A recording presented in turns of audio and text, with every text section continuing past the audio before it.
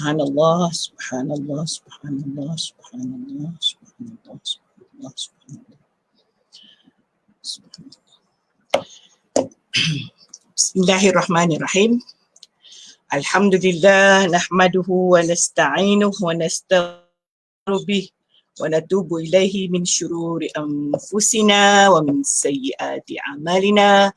Man yahdihillah fala mudilla lah wa man yudlil fala hadiyalah.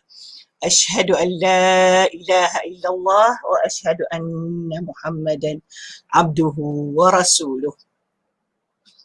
Rabbi syrah li sadri wa yassir li amri wahlul 'uqdatam min lisani yafqahu qawli. Allahumma aftah alaina hikmataka wa anshur alaina min khazain rahmatika birahmatika ya arhamar rahimin.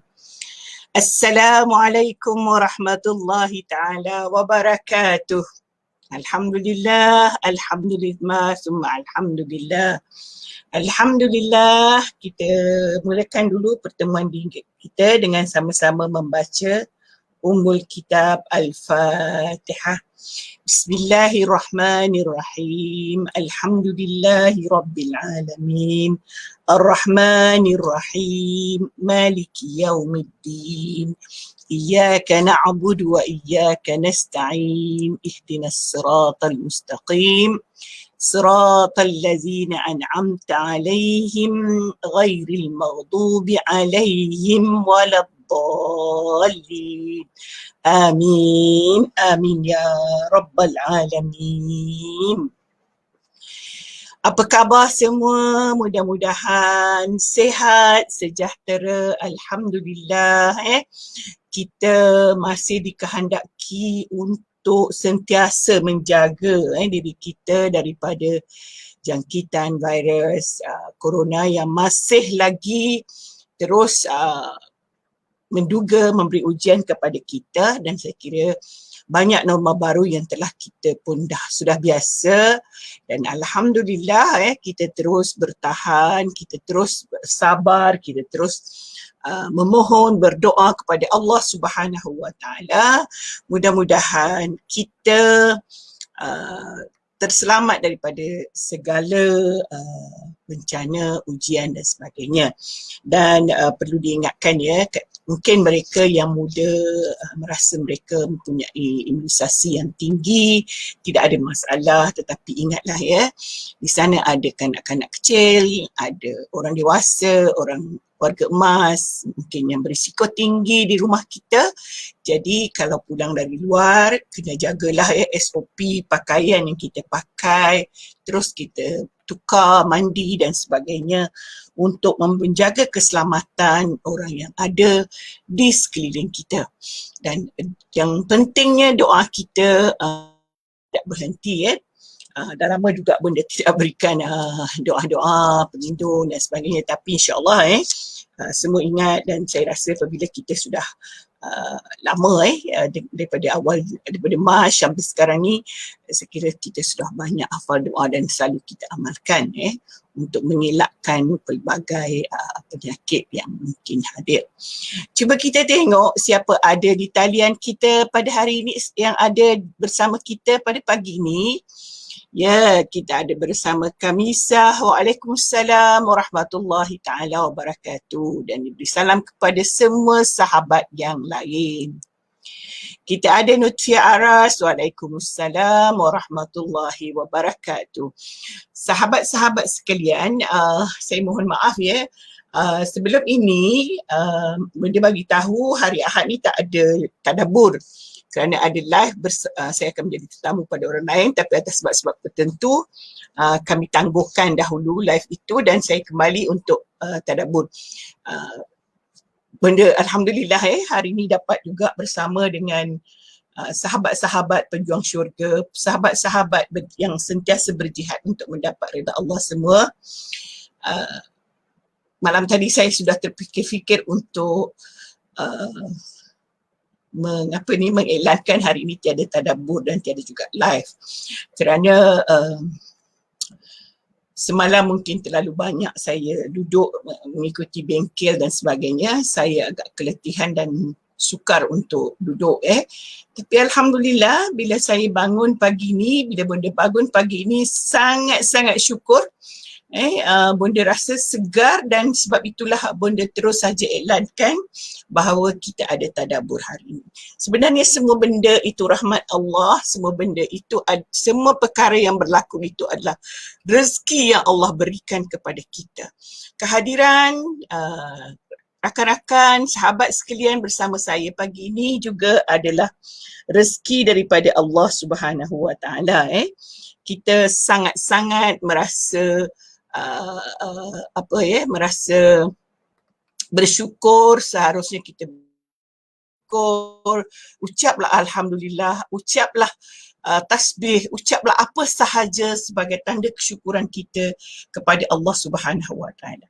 Bonda percaya sahabat semua sudah pun selesai bersarapan pagi bersama keluarga dengan begitu. Alhamdulillah kita bersyukur. Kalau belum mungkin sedang-sedang hari Ahad, hari Minggu faham-faham sajalah, kadang-kadang lambat dan sebagainya.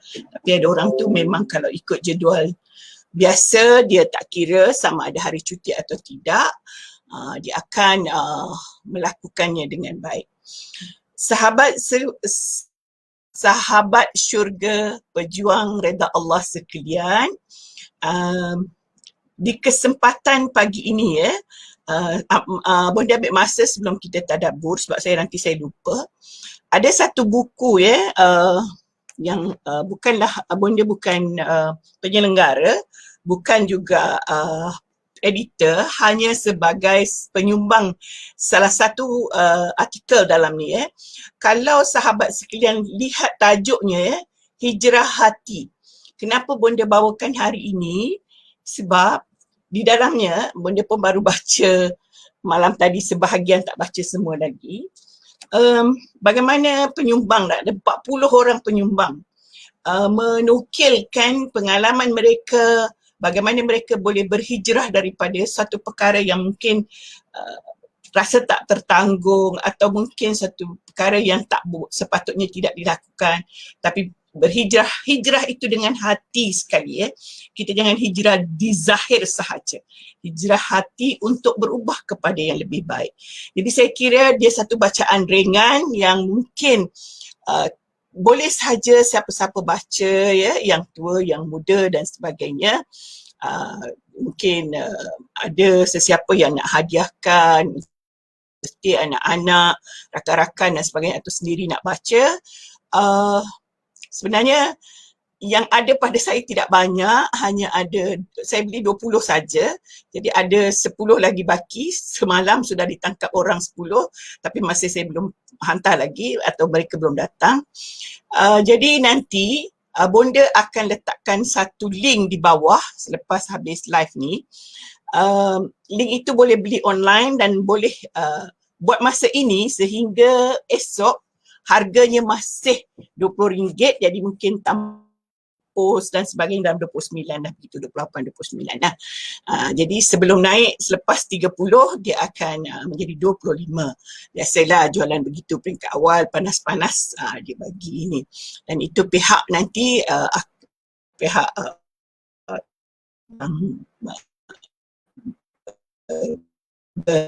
berurusan boleh postkan dengan post kali.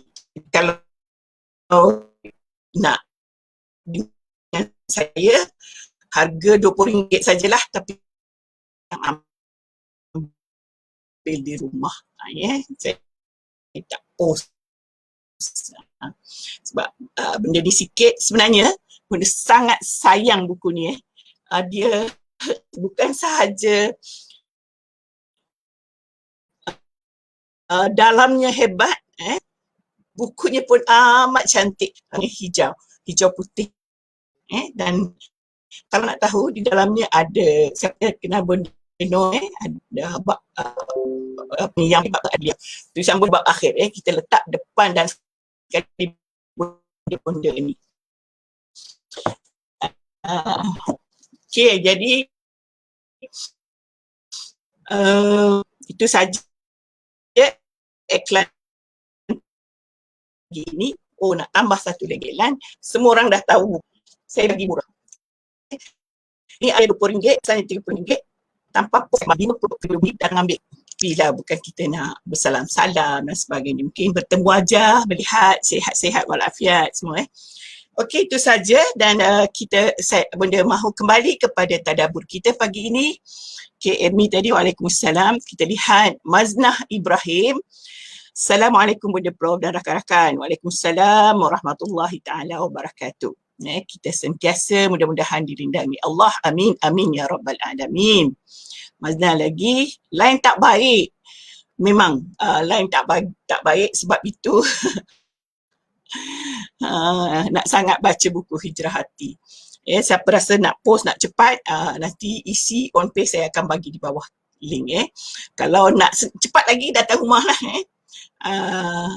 Jadi, apa ni, nutfia lagi tadi. Kita lihat ini, siapa ni? Kamisa, Allahumma salli ala Sayyidina Muhammad. Tolong baca rakan-rakan apa yang ditulis tu. Mudah-mudahan kita dapat pahala. Okey. Setelah kita tidak tadabbur kerana Rabu yang lepas kita bersama Profesor Madia Dr. Adawiyah. Hari ini kita sambung tadabbur kita ayat 64 kita bukan betul, ayat 69, maaf saya pun pelik macam nak balik 64. Kita masih lagi sebenarnya bercerita tentang kita membuat sesuatu hukum, membuat suatu hukum, penyelesaian masalah dan sebagainya ialah merujuk kepada Allah dan Rasul. Pada pada ayat yang selepas, Allah telah menerangkan bagaimana balasan mereka yang mengikut perintah Allah dan menyelesaikan masalah mengikut perintah Allah. Mana kita dah baca, Allah menyebutkan ayat 67, wa idzal la'atainahum min ladunna ajran azima. Daripada Allah beri kita balasan, bukan balasan kita ada juga balas membalas kadang-kadang kan. Jiran kita bagi kuih, kita balas kuih. Jiran kita bagi ni, kita bagi ni. Itu sebenarnya kasih sayang. Ukhuwah. Okay. Tapi daripada Allah, dia lebih besar dan kekal. Lebih besar dan kekal. Bukan hanya setakat makan lalu ditekak sudah. Tetapi kita akan nikmati di syurga nanti. Kemudian walahadainahum siratan mustaqim. Selepas itu Allah akan beri kita petunjuk. Maksudnya selagi kita merujuk kepada Allah, Al-Quran dan juga Rasulullah, sunnahnya, maka kita akan diberikan petunjuk oleh Allah Subhanahu Wa Taala. Okey. Hari ini kita baca satu ayat lagi, iaitu ayat yang ke-69.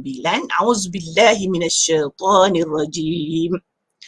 Wa man yuti'illaha war-rasula, sesiapa yang taat kepada Allah dan Rasul, faulaika ma'allazina an'ama Allahu alaihim, maka merekalah yang bersama,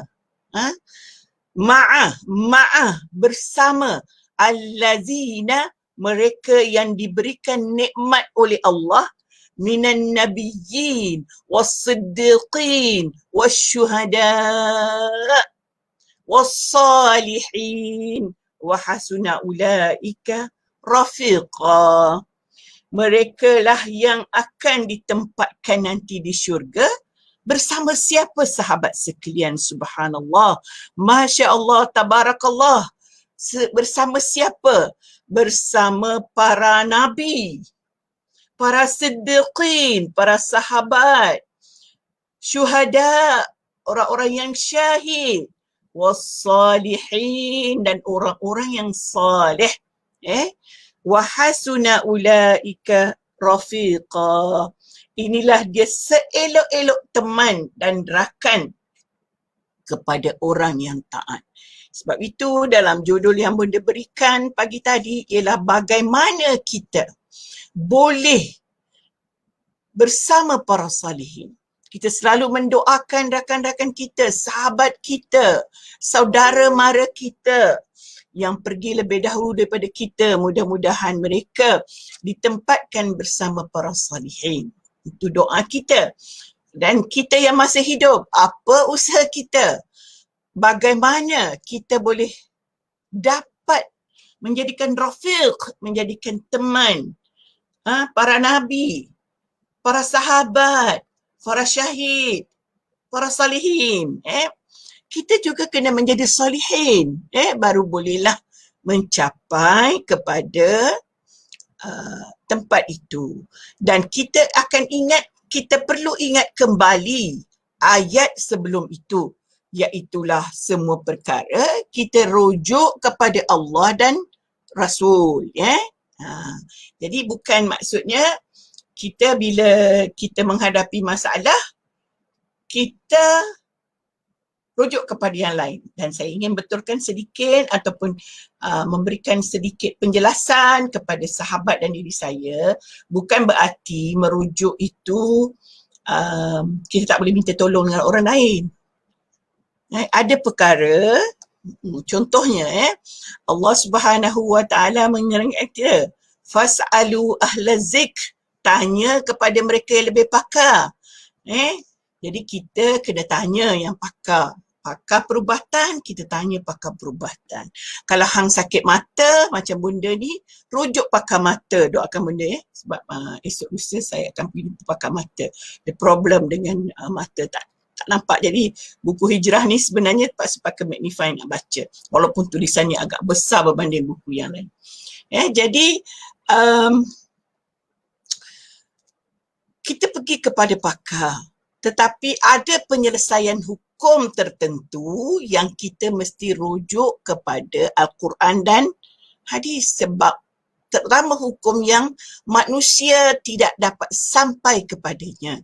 Manusia tidak tahu apa yang akan berlaku.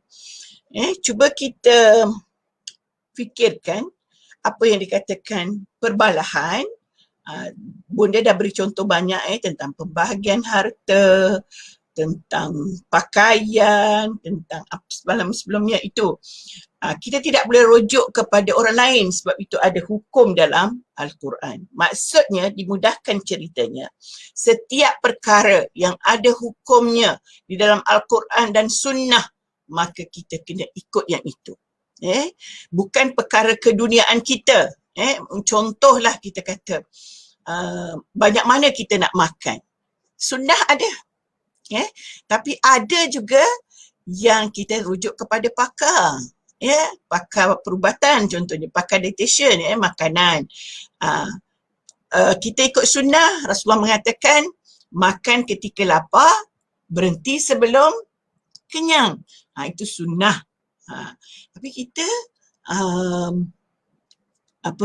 bila nak jaga diet kita tengok juga buku-buku yang dikeluarkan oleh mereka yang pakar dalam bidang itu.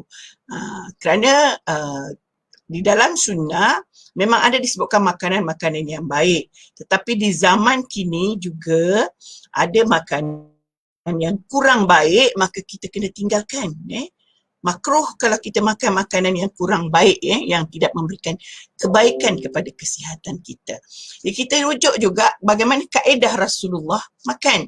Walaupun kita baca buku-buku, kita tengok juga kaedah yang Rasulullah berikan.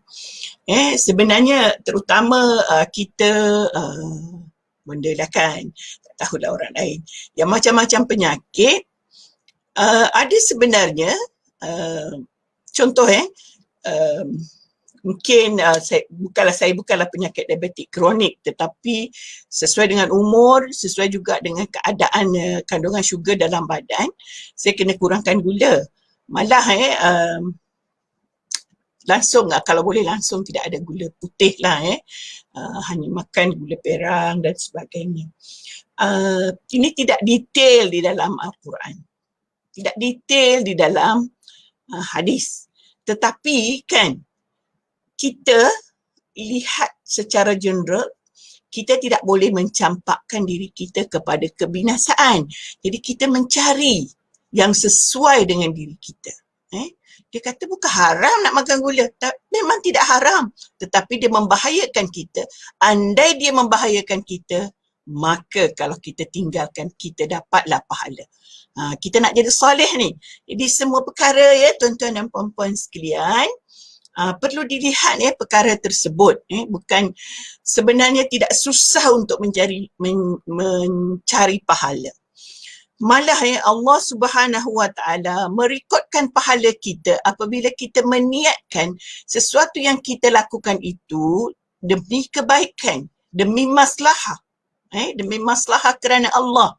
Contoh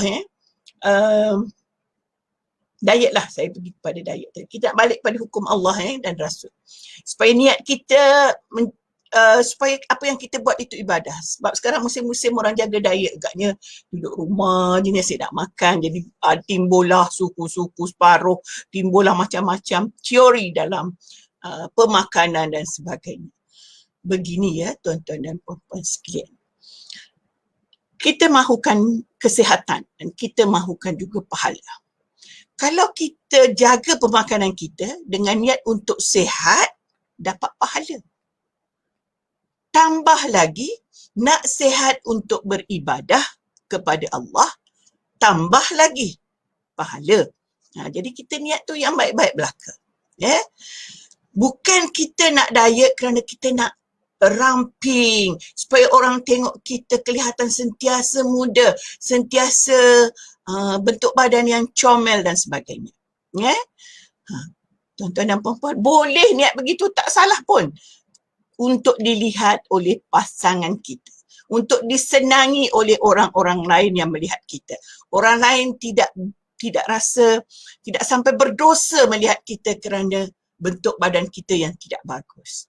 Saya dulu selalu diajar oleh ibu saya, mak bonda dulu dia selalu cakap, jangan buat orang lain berdosa kerana kita. Maksudnya orang tengok kita pakai compang-camping, pakai tidak kemas, orang mengumpat kita, itu berarti kita membuat orang lain berdosa. Saya dulu susah juga nak faham, kenapalah mak saya ni.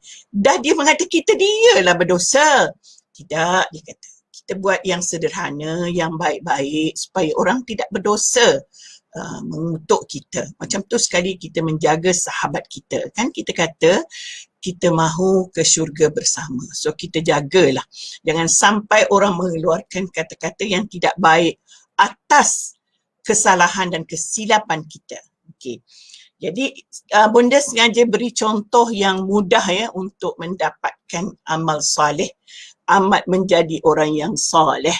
Banyak perkara yang besar-besar sebelum ni bonda dah sebutkan dalam menjatuhkan hukum ketidakadilan, dalam pembahagian harta dan macam-macam lagi. Dan sekarang dalam kita diuji oleh Allah Subhanahu Wa Taala, bukan sahaja hukum kita rujuk kepada Allah, tetapi hati dan emosi kita. Hati dan emosi kita. Kembalilah kepada Allah dan Rasul untuk menjadi orang yang saleh. Ada di antara kita teruji dengan masalah keuangan. Ada di antara kita teruji dengan kesihatan. Ada di antara kita teruji macam-macam dalam suasana sekarang ini. Terutamanya lah masalah keuangan. Mereka yang hilang pekerjaan, mereka yang berniaga tidak dapat berniaga dan sebagainya. Bukan mereka sahaja yang terlibat itu teruji, tetapi kita pun yang tidak terlibat juga teruji. Kerana sejauh mana kita dapat membantu, sejauh mana kita boleh menyumbang kepada mereka. Kadang-kadang orang yang begini bukan perlukan sangat sumbangan keuangan daripada kita, tapi sokongan moral, sokongan, bantuan, kita punya rasa simpati kita, rasa sentiasa terbuka untuk membantu, untuk menziarah, melihat keadaan mereka dan sebagainya. Mungkin di sana ada anak-anak yang tidak dapat minum, tak dapat susu, tak boleh beli, macam-macam kemudahan. Maka inilah kita kembali kepada Allah. Sebab memang kita pun dalam suasana sekarang ini sebenarnya kita pun, bukan mereka sahaja, kita pun juga teruji. Jadi sama-samalah kita membantu. Ini kita nak balik kepada hukum Allah kan. Kita nak balik kepada hukum Allah, kita nak balik kepada Rasulullah, maka kita kena lihat itu. Dan ujian juga ujian juga kita berjauhan dengan keluarga, kita tidak ada yang tidak jumpa ibu dan sebagainya, agak lama tidak berjumpa ayah, tetapi ingat ya para sahabat sekalian, meskipun kita tidak berjumpa, tetapi ada yang dikatakan mengingati mereka, mengenang mereka. Maksudnya mungkin dalam suasana sekarang ini ya, ada pelbagai kaedah untuk kita memberikan sedikit kegembiraan pada mereka. Kalau yang masih boleh bercakap, ingatan bagus, kita boleh call, tanya khabar dan sebagainya. Kalau kita ada adik-beradik, kita boleh mungkin kirimkan sesuatu untuk ibu bapa kita yang jauh daripada kita. Dan kita sentiasalah berdoa dalam ujian kita. Okey. Dan kita lihat selepas ayat ini mengatakan zalikal fadlu minallah wa kafa billahi alima. Tahu tak, kita dapat masuk bersama para syuhada, para salihin itu adalah fadlu minallah, adalah limpah kurnia daripada Allah. Sekali lagi Bunda sebutkan, kita bukan kalau kita dah beramal, kita rasa banyak infak, kita sudah solat tidak tinggal, solat sunat sudah banyak, Quran sudah banyak baca, maka kita rasa kita sudah soleh. Tidak boleh Itu terletak hak Allah. Zalikal fadlu minallah. Itu adalah kurnia Allah. Jadi kita terus berdoa. Mudah-mudahan kita mendapatkan fadilah, kita mendapatkan kurniaan itu. Sekali lagi sebelum ini Bunda selalu sebut, kita sebenarnya beramal itu rahmat Allah. Sebab itu boleh jadi kita muda-muda rajin beramal. Boleh saja perkara itu berubah. Boleh saja ketika selepas setahun kita sudah hilang mood. Kita sudah diganggu gugat dengan gadget dan sebagainya. Jadi tuan-tuan dan puan-puan sekalian, berdoalah sentiasa. Mudah-mudahan bukan hanya kita statik cara kita beramal, tetapi dia sentiasa bertambah. Kalau kita lihat anak-anak kita kurang beramal, kita ingatkan. Dan kalau mereka beramal dengan baik, kita bersyukur dan minta Allah tambahkan lagi supaya mereka terus mendekati Allah Subhanahu wa ta'ala. Saya lihat cermin saya berkabus dalam tu. Sorry, minta maaf. Biasalah kan bercakap-cakap ni. Okey. Dan tuan-tuan dan puan-puan, sahabat pencinta Allah sekalian, jadi kita nak duduk bersama para salihin itu, nak bersama para salihin, menjadi rafiq kita, menjadi peneman kita di syurga nanti, kita terus beramal, kita terus menjaga walaupun perkara-perkara kecil daripada dosa. Tetapi sahabat sekalian, memang kita ini manusia biasa. Hati mudah sahaja berbolak-balik, hati mudah saja berubah-ubah, Masya Allah. Jadi, pergantungan kita kepada Allah. Sebab itu saya sebut tadi, bukan hanya rujuk Allah sekiranya kita ada perbalahan atau permasalahan. Tetapi emosi kita, hati kita untuk dijaga ialah Allah. Allah jaga kita. Allah jaga hati kita. Sebab itu kita minta, ya Allah, tenangkanlah hati saya, ya Allah. Tenangkanlah hati saya. Saya cakap terus terang dengan tuan-tuan dan puan-puan para sahabat sekalian. Anak-anak saya pun selalu risau dengan sikap saya mudah panas, mudah macam, bukan dengan mereka. Kalau jalan-jalan aja rasa macam geram dengan orang, macam nak marah. Jadi anak saya selalu ingatkan, mak jangan marah tau, mama jangan ini tau. Mungkin gelagat spontan kita tu, kita tak sedar. Jadi Bunda pun hari demi hari sentiasa berdoa, ya Allah tenangkanlah hati. Kau nak keluar dari rumah, ya Allah tenangkanlah hati kalau jumpa perkara-perkara yang tidak baik. Janganlah mulut ini mudah sahaja bercakap, mata ini mudah saja memandang, hati ini mudah saja menghukum. Ya Allah jauhkanlah, jauhkanlah. Itu kita kena minta, ya. Sebab bunda cerita ni sebab bunda ada perasaan itu. Selalu sangat rasa macam, wih geramnya. Dan mulut kita selalu tak sedar.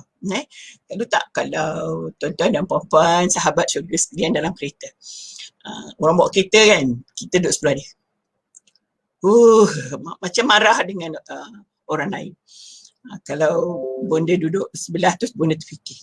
Macam itulah orang kata kat saya kalau saya bawa kereta. Betul tak? Benda ni penakut bawa kereta, jadi mesti kadang orang belakang kita marahon banyak kali, kita dah takut lagi dan sebagainya. Jadi bila dengar orang lain merungut dengan kelemahan pemandu lain, maka kita mudah terasa. Jadi tolonglah jangan kita beri simpati lah kepada pemandu lain. Tidak semuanya hebat sebagaimana anda hebat, sahabat sekalian hebat memandu. Tuan bayangkan bonda pernah tak singgah kedai kerana itulah saya kata panas tu datang sekejap, datang masa tu. Saya nak pergi pasar malam, tiba-tiba saya telah bawa kereta, masa tu memang baru-baru bawa kereta kat Malaysia ni lah. Tiba-tiba ada satu pemandu teksi ni, bukan Islam lah. Dia horn saya, horn. Lepas tu dia potong, dia kata, ini kereta, rumah letak sini jalan. Saya pun, saya ni tadi nak belok tak boleh. Kereta banyak, orang jalan kaki ramai.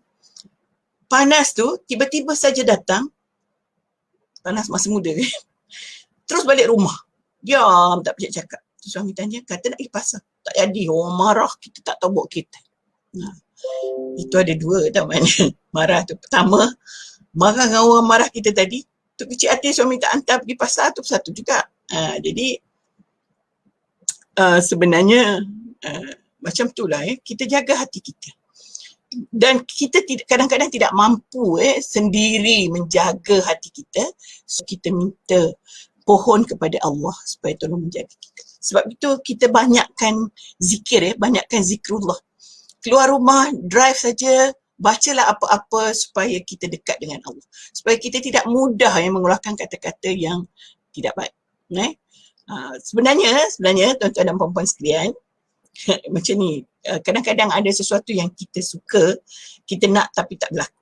Dulu saya memang mengharap sangat suami saya pandu, bawa saya jalan pergi mana, tak malas nak bawa kereta sendiri. Itu suka. Tapi sekarang ni, bila saya nak, siap saja suami saya terus ambil kereta, saya jadi rimas pula. Saya teringin juga bawa kereta sendiri. Tapi, kesihatan mungkin difikirkan kebaikan. Macam itulah. Sebenarnya orang di sekeliling kita melihat kebaikan kita, apa yang sesuai dengan kita. Kita jangan terus nak marah saja. Masya Allah. Jadi saya nak cakap dengan diri saya kepada sahabat sekalian, tidak susah mencari pahala. Tetapi kita selalu tertinggal. Lalu kita dekatkan diri kita kepada Allah, mudah-mudahan kita sentiasa dikurniakan oleh Allah. Zalikal fadlu minallah. Itu adalah kurnia. Kita dapat bersama dengan para salihin di syurga nanti adalah fadlu minallah. Macam benda sebut tadi. Tidak semestinya kita beramal, Allah masukkan kita bersama para salihin. Itu terserah kepada Allah Subhanahu wa ta'ala. Wa kafa billahi alim. Allah itu sangat-sangat cukup pengetahuannya meliputi. Jadi dia tahu apa yang ada dalam hati kita. Allah tahu apa yang kita angan-angankan. Allah tahu apa yang kita amalkan. Sebab itu kalau orang sufi, dia beramal bukan untuk masuk syurga, tetapi beramal kerana itu perintah Allah. Kita mungkin sukarlah kita sentiasa sebut mencari syurga. Orang sufi bukan dia cari syurga, dia cari redha Allah. Dia cari Allah. Sebab dengan redha Allah lah kita masuk syurga. Kalau tidak reda Allah, kita tidak masuk ke syurga. Tetapi kita sebut selalu kita nak masuk syurga sebagai motivasi untuk diri kita. Sentiasa melakukan kebaikan. Mencari jalan untuk sampai ke destinasi yang baik itu. Ke destinasi yang kita mahu bersama para salihin, para syuhada. Kita sering melihat kita kata pengakhiran yang baik, yang dicemburui, dan kita memang semua ingin mati dalam husnul khatimah. Baru menerima berita sedih jugalah salah seorang anak kita di Iskandaria, Mesir meninggal sakit ketika umur yang masih muda, seorang pelajar bahagian pergigian meninggal. Dan meninggalnya memang dicemburui. Dia meninggal hari Jumaat setelah demam seminggu. Dan ibu bapanya sempat untuk pergi melihat. Dan satu yang lebih menakjubkan lagi, kerana di Mesir itu apabila dikebumikan dalam liang lahat yang disimin dan sebagainya, kalau dibuka, kalau ada orang meninggal, dia boleh masukkan sekali. Maksudnya waktu dikebumikan itu ada juga jenazah lain dimasukkan sekali.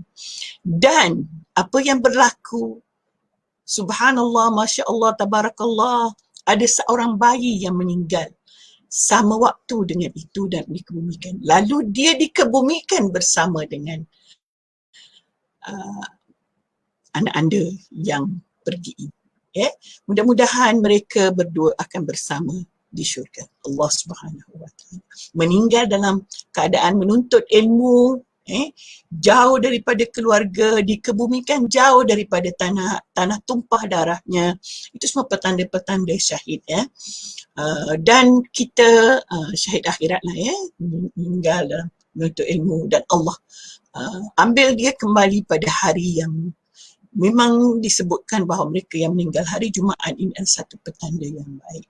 Mudah-mudahan kita juga akan pergi dalam husnul khatimah, dan Allah lah yang letakkan di mana yang Allah nak letakkan kita. Kita hanya berusaha dan berdoa kepada Allah untuk mendapatkan fadlu minallah. Zalikal fadlu minallah. Kita kena ingat tu sahabat. Jangan kerana kita dah beramal, kita rasa kita pun sebenarnya mungkin amal kita tu sedikit sangat, tapi kita rasa, wah, saya dah mengaji hari ni satu juz. Saya semayang semua sunat-sunat semua saya dah buat, memanglah saya sudah hebat. Kita tidak boleh mengatakan itu hebat. Kita buat tu pun kerana reda Allah. Sebab tu kalau kadang-kadang kita tertidur tak bangun sembahyang subuh, tidaklah berdosa, tapi kalau kita sepatutnya menyesali kenapa kita tidak menunggu subuh. Kadang-kadang kita bangun malam. Kadang-kadang ini gangguan syaitan. Kita bangun malam pukul 3. Lepas tu dah buat tu sikit, buat ni, tertidur. Tidak bangun subuh. Tidak bolehlah. Sepatutnya kita berusaha untuk tidak tidur. Okey, ayat seterusnya kita lihat.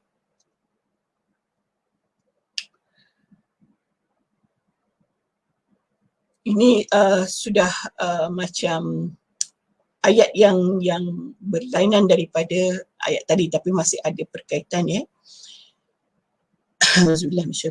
Ya ayyuhallazina amanu khuzu khizrakum fanfiru subatin aw infiru jami'a. Okey. Wahai orang yang beriman, bersedialah. Dia kata, ya ayyuhallazina amanu, ya ayyuhallazina amanu, wahai orang yang beriman, khuzu khizrakum, berjaga-jaga, berhati-hati. Fanfiru subat, maka larilah kamu, kemudian dikendaki maralah. Fanfiru subat ini, kalau ini sebenarnya cerita kalau kita berdepan dengan musuh, sebagai satu peringatan supaya kita waktu itu kalau ada peperangan melawan musuh, supaya tidak, sebab saya kata ayatnya sudah lari daripada tadi, tapi tadi ada sebut tentang syahid dan sebagainya. Lalu Allah sebutkan di sini, wahai orang yang beriman, berjaga-jagalah, fanfiru subatin, berjagalah ketika kamu menghadapi musuh. Kemudian bila kamu dikehendaki, kalau kita dikehendaki untuk pergi melawan musuh, fanfiru, maka maralah, subatin, secara berkelompok, jangan pergi sendiri-sendiri, awin firu jami'an, ataupun pergi secara serentak. Begini tuan-tuan dan puan-puan sekalian. Apabila kita membuat sesuatu tindakan untuk menentang musuh, kita sebenarnya di situlah kepentingan kita bergerak secara bersama-sama. Kita tidak boleh bergerak secara bersendirian. Tuan-tuan dan puan-puan, ayat ini sebenarnya menjelaskan tentang peperangan. Tetapi sebenarnya dalam hidup kita, di situlah pentingnya kita berjamaah, kita bekerja secara bersatu. Kalau kita nak buat satu kebaikan untuk negara kita contohnya, kita mestilah bersatu untuk membangunkan apa yang kita perlu bangunkan. Soalnya kita nak memberikan, biarlah pendapat kita itu jitu, pendapat kita memang disetujui supaya tidak berlaku perbalahan di dalam keluarga. Kalau kita mahukan, contohnya lah kan, kita dalam suasana, saya kembali lagi dalam suasana wabak ini, mungkin ada masalah keuangan. Tapi kalau kita bersatu, ini juga musuh. Kalau kita bersatu, kita boleh bangun, kita boleh bangkit dalam suasana kesusahan tadi. Bukan berarti kita lepaskan, mungkin ada adik-beradik kita yang bidang kerjanya terpaksa tergendala kerana wabak, diberhentikan kerja, tidak ada tidak ada pekerjaan. Maka dalam keluarga, sebagai jiran, sebagai sahabat, kita bersatu membantu, menolong. Ini adalah musuh juga yang perlu kita berjuang bersama-sama. Dan Allah kata sama ada kita pergi secara kumpulan kecil ataupun pergi beramai-ramai. Maksudnya kita beramai-ramai bantu. Tadi pun dia dah sebutkan yang itu. Tapi di sini sebenarnya hakikat cerita ini ialah apabila berlaku peperangan. Cuma oleh kerana hari ini mungkin alhamdulillah kita berada dalam negara yang aman, apapun biar aman, tetapi ada musuh kita yang tidak dengan peperangan. Ada musuh dengan penulisan, ada musuh dengan ditulis dalam media sosial, ada musuh dengan memberikan idea-idea yang tidak bagus. Ini yang kita kena lawan, ini yang kita kena perangi bersama-sama. Sebab itu jangan kita selalu memberikan persepsi yang kadang-kadang tidak kena. Contohlah buat apalah dah tua-tua masuk Facebook pula. Main Facebook, itu yang saya suka dengar. Main Facebook. Sahabat sekalian, main boleh main, tetapi main untuk kebaikan. Kalau kita tidak masuk medan, kita tidak masuk dalam medan perjuangan, bagaimana kita nak tahu apa yang perlu diperjuangkan di dalam medan tersebut? Kalau kita tidak tahu WeChat tu apa, kalau kita tidak tahu Twitter tu apa, semua media sosial lah. Orang komen, kita komen. Orang kata itu tak bagus, kita pun kata itu tak bagus. Orang kata itu ciptaan Yahudi, biarlah dia ciptaan Yahudi. Tetapi sekiranya kita tidak tahu apa yang terkandung dalamnya dan kita tidak juga menggunakan untuk dakwah, kita tidak juga menggunakan untuk menentang musuh Islam, maka kita juga dianggap lari daripada musuh. Sama juga musuh, contoh saya baca banyaklah tentang anak tak boleh diberi gadget, anak tak boleh diberi itu, anak tak boleh itu, anak tak boleh ini. Kadang-kadang benda ni pun termenung sendiri. Nak tengok jam pukul berapa kan makcik kau ni berletih-letih. Ada masa sikit je lagi. Anak-anak memang betul. Tetapi kita kan orang dewasa. Kita boleh menentukan setakat mana mereka boleh guna, setakat mereka mana tidak boleh guna. Kan? Sebab Kalau kita tidak beri langsung, mereka juga kita tidak beri haknya untuk mengetahui perkembangan yang berlaku. Tetapi ada peraturan-peraturan, sebab dalam hidup kita ni semua ada peraturan. Sama ada ibadah kita ada peraturan, kehidupan kita ada peraturan, maka itu kita ikutlah peraturan. Kita ajar anak kita menggunakan gadget itu untuk kebaikan. Dia nak baca Quran ke, dia nak dengar lagu yang baik-baik ke. Yang kecil-kecil tu kadang-kadang kita bila tengok handphone, dia pun nak tengok handphone. Apa salahnya kita bukakan yang baik-baik? Mudah-mudahan dia kenal apa yang baik-baik dalam telefon, dalam handphone itu. Ini kalau tidak, kita nak suruh dia diam, kita bukakan dia kartun. Maka diamlah dia. Kita tak tunjukkan ada yang baik-baik di situ yang dia boleh lihat. Kadang-kadang bila Allah nak datangkan sesuatu, kita baru lihat. Saya selalu dengar, dia kata, anak saya tak kenal handphone. Saya tak pernah bagi dia handphone sampai habis darjah 6. Sekarang ini bila musim COVID, musim PKP, tak sekolah, anak-anak terpaksa pegang handphone. Sebab dia nak belajar guna handphone. Jadi, keangkuhan kita, itulah sebab saya kata kita jangan ujub sangat dengan kemampuan yang kita dapat lakukan. Sebab kita membuat pilihan itu datang daripada Allah. Dan kita ingat tak, sebenarnya kita membuat keputusan itu adakah memang ikut apa yang kita minta daripada Allah? Sebab itu kalau kita tak nak beri anak kita gadget, kita mohon pada Allah, ya Allah tunjukkanlah saya yang benar atau tidak saya tak benarkan anak saya tengok handphone. Benar atau tidak, itu semua kita minta kepada Allah. Kenapa kita tak minta, ya Allah kalaulah telefon ini bagus untuk anak cucu saya, benarkanlah, berikanlah. Tapi kalau tidak bagus, jauhkanlah. Kenapa kita tidak minta begitu? Sebab itu, bila datang wabak Allah bagi kita, kita lihat bagaimana bertempiarannya para sahabat sekalian. Ada yang mengadu malam baru anak-anaknya boleh lihat kerja sekolah sebab handphone ada satu saja.